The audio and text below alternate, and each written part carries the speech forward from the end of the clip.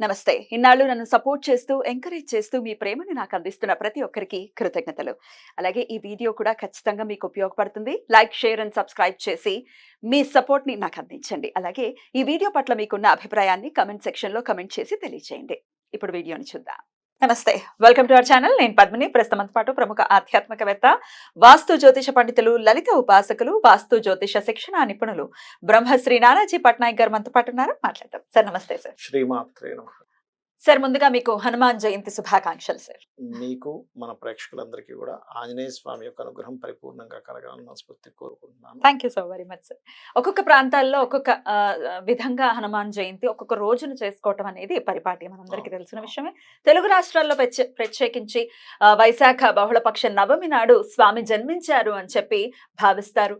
స్వామి యొక్క ఆరాధన విశేషంగా చేస్తూ ఉంటారు. అయితే డెఫినెట్ గా ఇప్పుడున్న జనరేషన్ కి కన్ఫ్యూజన్ ఉంటుంది. మొన్నే అయ్యింది కదా, అప్పుడెప్పుడో చేసుకున్నాం కదా, ఇట్లా చైత్ర పౌర్ణమి నాడు నార్త్ ఇండియా మొత్తం జరుపుకుంటారు.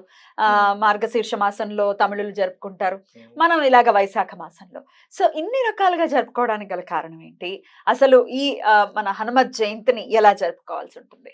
మనకి పరాశర సంహితలో మాత్రం అతని జనన వృత్తాంతం మొత్తం పరాశర సంహిత 3 వాల్యూమ్లు ఉంటాయి. అందులో చాలా స్పష్టంగా చెప్పింది మాత్రం ఇదే తిథి, వైశాఖ నవమి రోజే జన్మించారు ఆయన. మరి ఇదెందుకు వస్తుంది? మనం 40 రోజుల ముందు ఎందుకు అంటే విజయోత్సవము అంటారు. ఆంజనేయ స్వామి విజయోత్సవం జరుపుకోవాలి. ఆ రోజు జయంతిగా జరుపుకోవాలి.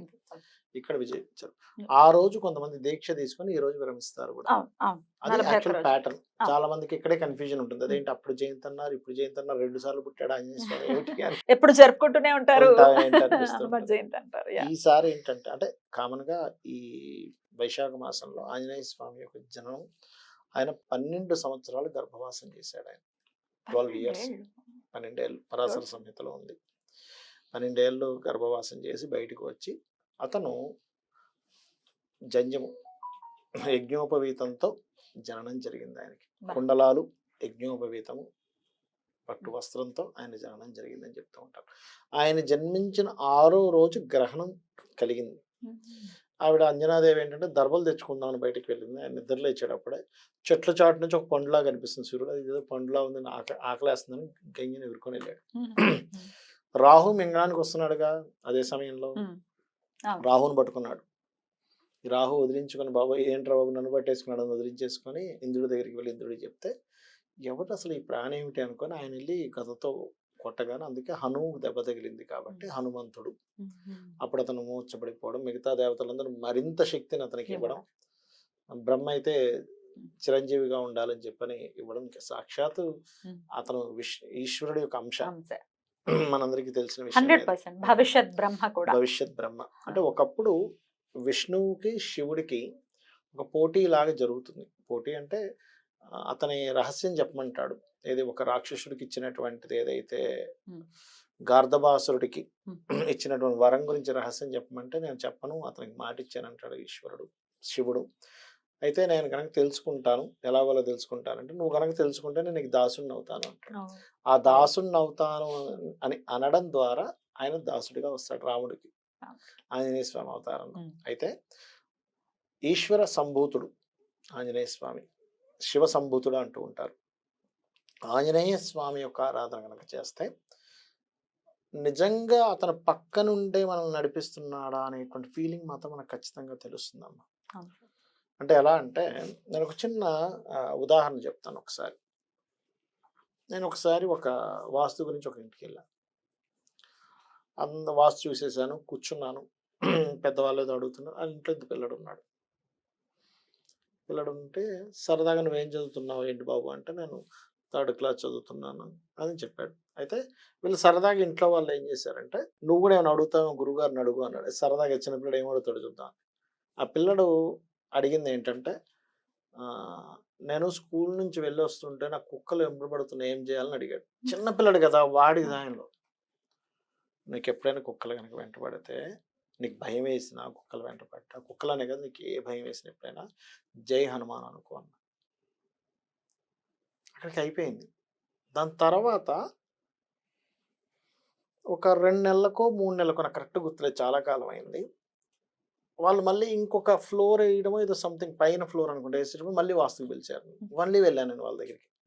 వెళ్ళినప్పుడు ఆ పిల్లడు మీరు ఆ రోజు చెప్పారు కదా, నేను ఆ రోజు అనుకున్నప్పటి నుంచి నాకేం జరగట్లేదు, నేను హ్యాపీగా వచ్చేస్తున్నా అని చెప్పి. అంటే పిల్లవాడు. పసిపిల్లవాడు నమ్మకంతో అనుకున్నాడు. అప్పటి వరకు అట ఆ వీధిలో ఎక్కువగా ఇబ్బంది పెట్టేవంట ఈ అబ్బాయి. భయపడుతూ, భయపడుతూ వచ్చేవాట.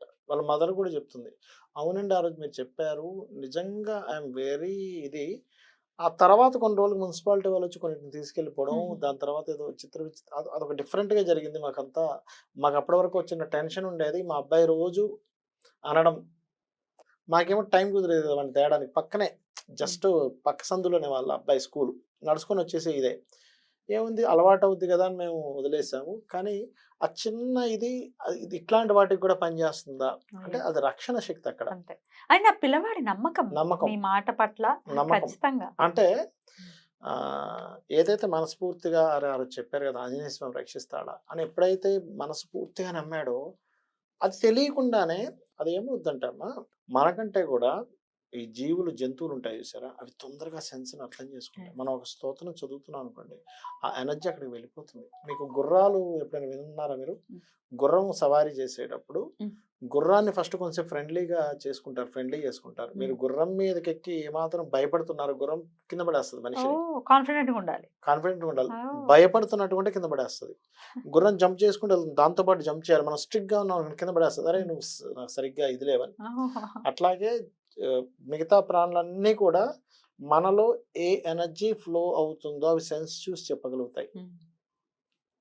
చెప్పగలుగుతాయి. బ్యూటిఫుల్. అట్లా ఏంటంటే చిన్న పిల్లలకి మెయిన్‌గా ఇప్పుడు ఇవాళ రేపు చూడండి స్కూల్స్‌కి వెళ్తుంటారు. వాళ్ళకి ఆంజనేయ స్వామి స్తోత్రం నేర్చుకోమని చెప్పాలి. ఇది ఎందుకు ఖచ్చితంగా. చెప్పానంటే పిల్లలకి సమ్‌టైమ్స్ ఇన్‌సెక్యూరిటీగా ఫీల్ అవుతారు. అమ్మో! అక్కడికి వెళ్తే ఏమవుతుందా అని.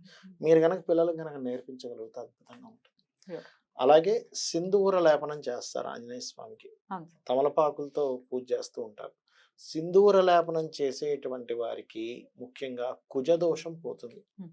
సింధూర లేపనం ఎవరైనా చేయించారనుకోండి ఆంజనేయ హ్మ్. స్వామికి, కుజుడు పలానా స్థానంలో ఉన్నాడండి, మా అబ్బాయికి పెళ్ళవ్వదు, పెళ్ళవ్వదేమో, అయినా ఇబ్బంది అవుతుందేమో అనేటువంటి బెంగ అక్కర్లేదు. హ్మ్.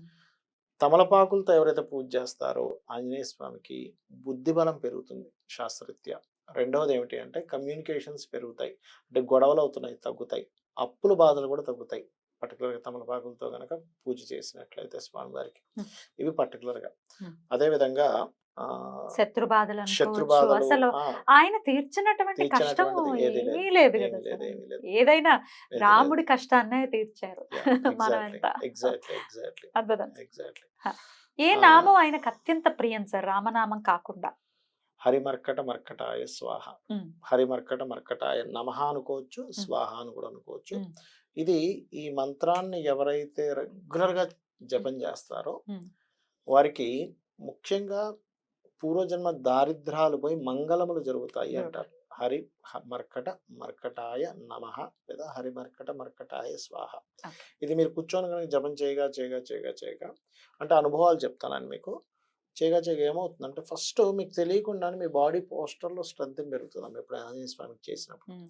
అంటే స్ట్రాంగ్ అవుతుంటారు తెలియకుండా స్ట్రాంగ్ అయిపోతుంటారు.